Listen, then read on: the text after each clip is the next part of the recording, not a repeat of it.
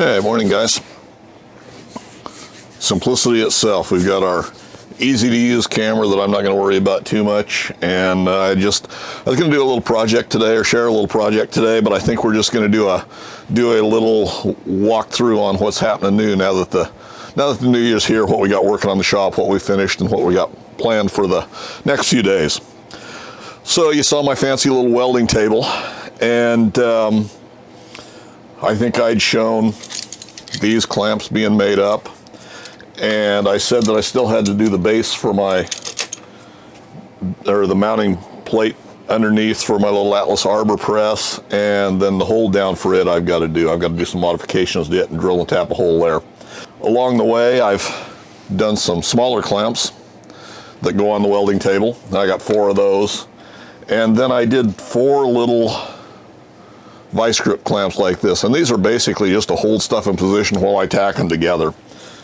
Now I did do 2 of them, set at basically a 45-degree angle, thinking that would be convenient to hold stuff while I tacked if I needed an angle. And in reality, all I'll use these for is just to position stuff to hold it like a set of the little alligator clips that go on either side and hold stuff in position.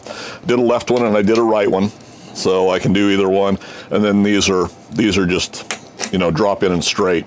So what I may do on these smaller ones like this, I may put a little grounding tab on them so I can just hook a lighter grounding wire on them off the table, because with them painted up like that there and no tension on them, why they may not want to ground the way they need to, where as with these bigger ones and these that are clamping down on material, they're going to ground the material to the table, so I'm not concerned about them. But that's what's going on there.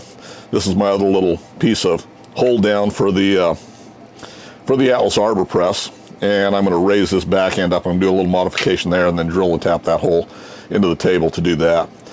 Got my piece of 4-inch round stock, my 4140, for the rotating base on the tool and cutter grinder, and I believe there's enough here to do the upper rotating head for simple indexing on the work head too. So I got that material that'll get cut here in the next few days, and I'll start machining it.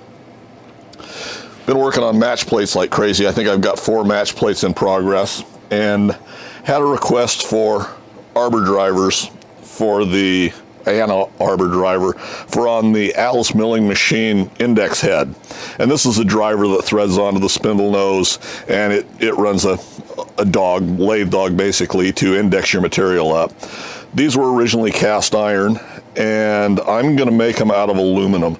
Once all they're really used for is indexing up to position on the index head, so they could once they're locked in position, why then you've locked your arbor and everything in position, so there shouldn't be any strain on these. So I think aluminum will work fine. Potentially this could also be used as a dog driver on the same as you would a faceplate on an Atlas 6-inch lathe.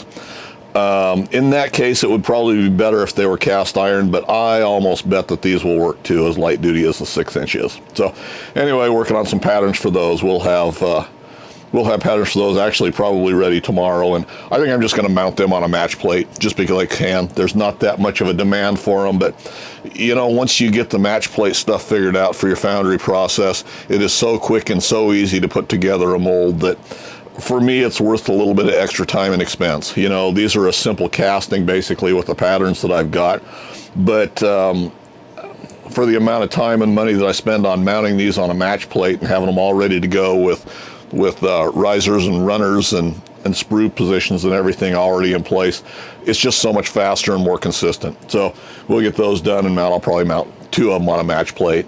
We'll see how they lay out. I could potentially do 4, but there's not really that big a demand for these. We'll see what I do. But anyway, we're gonna get 2 patterns done first, and we'll see how they set up on a match plate and go from there. So that's going on. Only other things, and what I was gonna do today was machine the bushings in the gearbox on the Sheldon lathe that's going back together. I'm still gonna get those machined today, but it's actually cold out here. We got slushy snow coming down like crazy. It's wet, it's cold out here, so I don't feel like messing with cameras and watching the batteries go dead and cut out when I'm in the middle of doing something. So that's what I'm going to do the rest of the day, is work on those bushings and get the gearbox ready to go back together. I do have one index pin that goes through the bottom mount on the gearbox that goes into the bed casting, and that was sheared off before, sheared off, cut off something. I wasn't too concerned about it, but I think I am going to go ahead and see if I can extract the rest of the pin out of the casting in the bed. So I'll probably do that today, and that way I can get a new pin put back in there. Got that going on. I won't get the gearbox assembled today, even if I get the bushings done and installed. I'm going to have to fire up the bluing tanks. I've got quite a few pieces that I do want to blue before I put it all back together.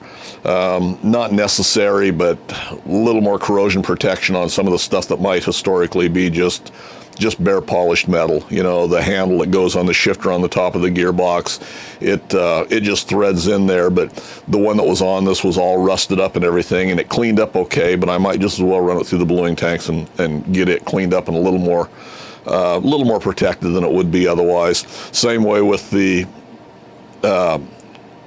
selector for different positions on the gearbox. I'll throw it in the bluing tanks, blue them up and everything. So I've got quite a few pieces like that. So maybe sometime next week it'll warm up enough to where I feel like going out and be dry enough to where I can go out, fire up the bluing tanks and get that stuff ready so I can get that going. Got brand new belts on that Sheldon lathe now.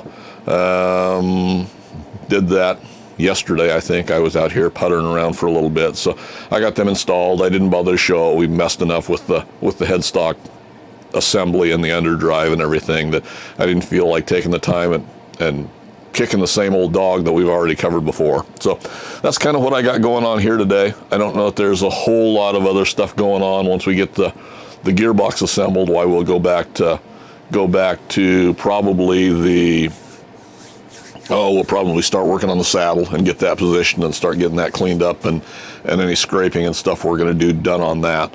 And so upcoming projects, we got lots going on, so lots of stuff happening here. But anyway, that's kind of an update for what's going on. I hope you all had a Merry Christmas and a very good New Year.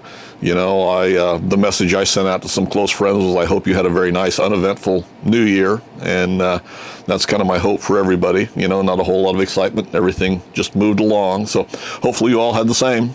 So anyway, just wanted to give you a quick little update. And comment suggestions, leave them in the comments section for me below. And as always, thanks for taking the time to watch, guys. I appreciate it.